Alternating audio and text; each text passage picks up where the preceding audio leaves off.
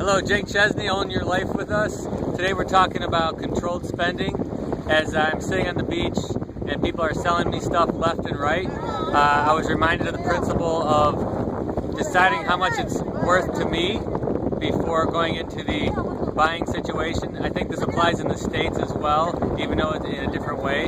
So if you're going to buy a car or you're going to buy a present or clothes, before you walk into the store, think about how much you really want to spend and then look at it. Otherwise, your temptation is to rise how much, because when you find out you want something, you're willing to stretch probably beyond what you ought to pay. So when I was buying cashews, I was willing to spend $1. And it started off at $5. I said, no, I just wanted to spend $1. It came down to $1. Same thing when we're looking at a toy for my son. We wanted to spend $10 on some kind of little trinket.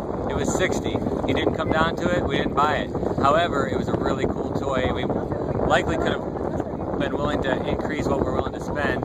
And that's just a tip on controlling spending. Plan what you want to spend before you go into the situation, and you'll be better off. My wish for you is that you will decide to take control, that you'll join this journey with us so that you can have the freedom that comes from living your life by design. Have a great week, and we'll see you next time.